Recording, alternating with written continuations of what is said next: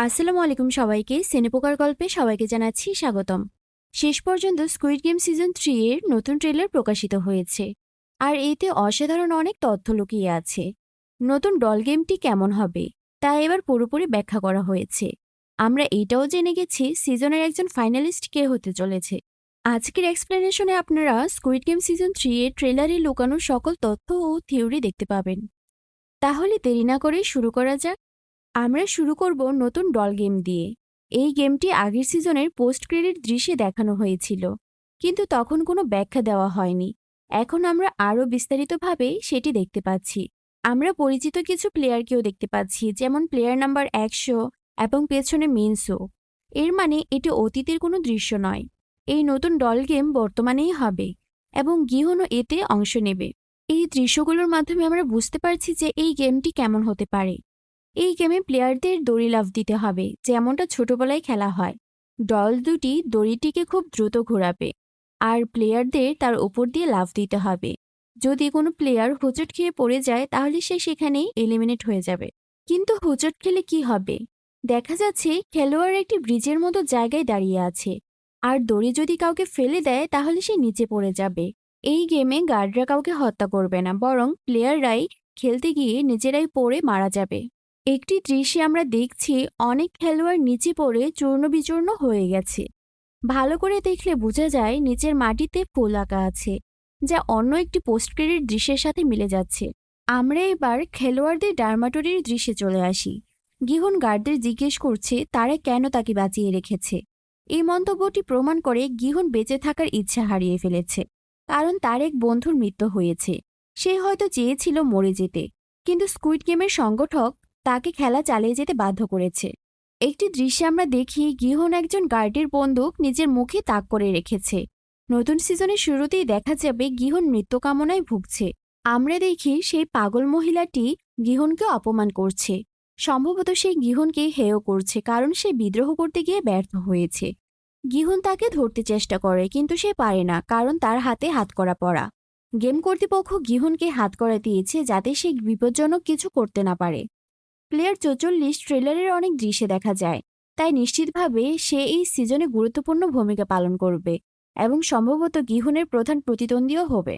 এইবার আমরা আসি কি গেমে। আগের ট্রেলারে আমরা দেখেছি এই গেমে খেলোয়াড়দের দুই দলে ভাগ করা হবে, লাল এবং নীল। লাল দলের কাজ হবে শিকার করা, আর নীল দলের খেলোয়াড়দের বাদ দেওয়া। নীল দলটি দেখলে বোঝা যায় যে এই দলের নেতৃত্ব দিচ্ছে সেই পাগল মহিলাটি। একাধিক দৃশ্যে তাকে অনুসারীদের সাথে দেখা যাচ্ছে। এখন আমরা গেমের নিয়মগুলো সম্পর্কে বিস্তারিত বলি। নীল দলের খেলোয়াড়রা চাবি পাবে এবং তা দিয়ে একটি গোলকধাঁধার দরজা খুলে সামনে এগোতে হবে।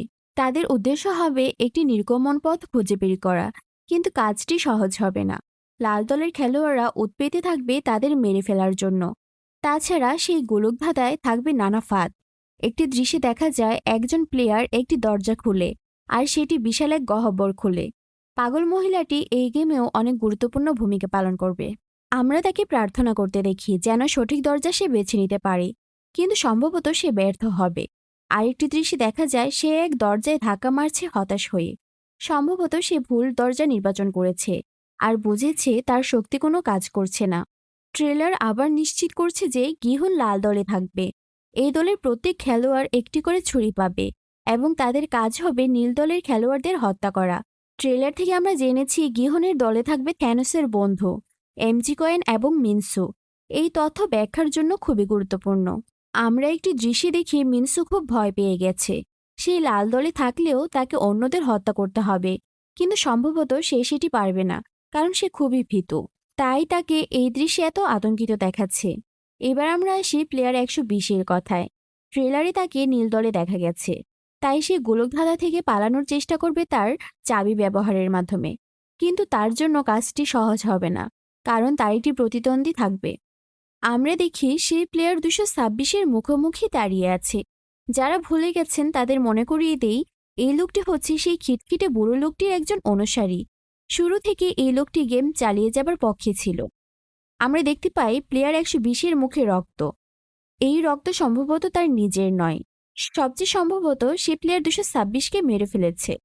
আরও একটি দৃশ্যে আমরা প্লেয়ার 120-কে দেখি, যার মুখের রক্ত শুকিয়ে গেছে। এই ছবি আগের ঘটনার পরে ঘটেছে বলে মনে হচ্ছে। সে একটি দরজা খুলেছে এবং দরজা খোলার সাথে সাথে উজ্জ্বল আলো তার মুখের উপর পড়েছে। সম্ভবত সে নির্গমন পথ খুঁজে পেয়েছে।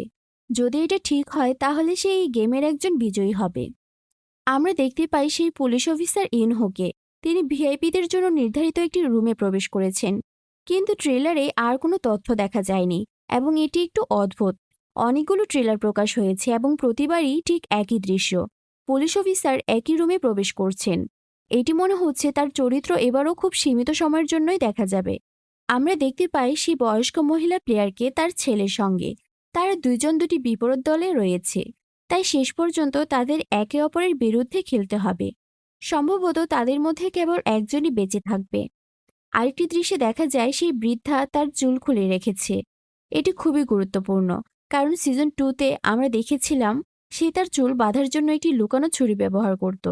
তাই এবার সিজন 3-তে সে সেই ছুরি ব্যবহার করবে। আমার ধারণা সে কি গেম চলাকালীন সময়ে ছুরি ব্যবহার করে তার প্রতিদ্বন্দ্বীকে মেরে ফেলবে, কারণ একজন বয়স্ক মহিলার পক্ষে এই ধরনের গেমে বিজয়ী হওয়া সম্ভব নয়। তাই সে তার বুদ্ধি খাটিয়ে এই গেম থেকে বেঁচে যাবে, আর গোপনে লুকিয়ে রাখা ছুরিটি তার অনেক উপকারে আসবে। এই প্রেক্ষাপটে ধরে নেওয়া যায় তার ছেলে গেম থেকে বেঁচে ফিরবে না। এরপর একটি চমকপ্রদ মুহূর্তে গিহুন কাউকে প্রশ্ন করছে, তুমি এইটা করছো কেন? উত্তরে কেউ একজন বলছে, আমি খেলছি। এই দৃশ্যটি খুব গুরুত্বপূর্ণ, কারণ এখানে মনে হচ্ছে গিহুন কারো দ্বারা বিশ্বাসঘাতকতার শিকার হবে, অথবা অন্তত কেউ তাকে অবাক করছে। যে ব্যক্তিটিকে স্ক্রিনে দেখা যাচ্ছে সে কথা বলছে না, তাই সম্ভবত সেই ব্যক্তি বিশ্বাসঘাতক নয়। আমি কণ্ঠস্বর মিলিয়ে বোঝার চেষ্টা করছি, আর সবচেয়ে কাছাকাছি যে মিল পেলাম সে হচ্ছে মিনসু। যদি আমার অনুমান ঠিক হয় তাহলে মিনসু গেমের শুরুতে ভয় পেয়ে থাকলেও পরে মনোবল বদলে রক্তপিপাসু হয়ে উঠবে। এটি সম্ভব কারণ সে গিহনের দলেই ছিল এবং তারা একসাথে সময় কাটিয়েছে। ট্রেলারের শেষের দিকে গিহনকে একটি কালো স্যুট পরা দেখা যায়।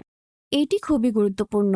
আগের সিজনে ফাইনালিস্টদের কালো স্যুট পরিয়ে এক নৈশভোজে নেওয়া হয়েছিল শেষ খেলার আগে। সেই সময়ে সাঙ্গু, গিহন ও সাইবিওক সেখানে ছিল। তাই এই দৃশ্যটি প্রমাণ করে যে গিহন এবারও বেঁচে থাকবে এবং চূড়ান্ত পর্যায়ে পৌঁছাবে। প্রশ্ন হচ্ছে এবার তার প্রতিপক্ষ কে? আমার তথ্য হচ্ছে তার প্রতিদ্বন্দ্বী হবে ফ্রন্টম্যান। হয়তো কোনোভাবে তারা এবার মুখোমুখি হবে। পুরো সিজনে তারা একে অপরের মুখোমুখি হয়নি, তাই চূড়ান্ত লড়াইয়ের জন্য এই সময়টাই উপযুক্ত। সবশেষে আমরা দেখি ফ্রন্টম্যান প্রশ্ন করছে, প্লেয়ার 246, এখনই কি তুমি মানুষের উপর বিশ্বাস রাখো? এই বাক্যটি খুবই গুরুত্বপূর্ণ, কারণ এটি সিজন 2 ও 3 এর মূল আদর্শ তুলে ধরে। গেম শুরু থেকে ফ্রন্টম্যান চেষ্টা করেছে গিহনকে বোঝাতে যে মানুষ খারাপ এবং তারা মৃত্যুর যোগ্য, কিন্তু গিহন সবসময় উল্টোটা বিশ্বাস করেছে। সে মানুষের ভেতরে ভালো দিকটাই রেখেছে। কিন্তু ট্রেলারের শেষ বাক্য শুনে মনে হচ্ছে গিহনের জীবনে ভয়ানক কিছু ঘটেছে। সম্ভবত সে কাউকে বিশ্বাস করে প্রতারিত হয়েছে, আর তাই ফ্রন্টম্যান এই ধরনের কথা বলেছে। আর সে যেন ঘোষণা করেছে যে সেই জিতেছে। সে প্রমাণ করেছে মানুষ আসলেই খারাপ।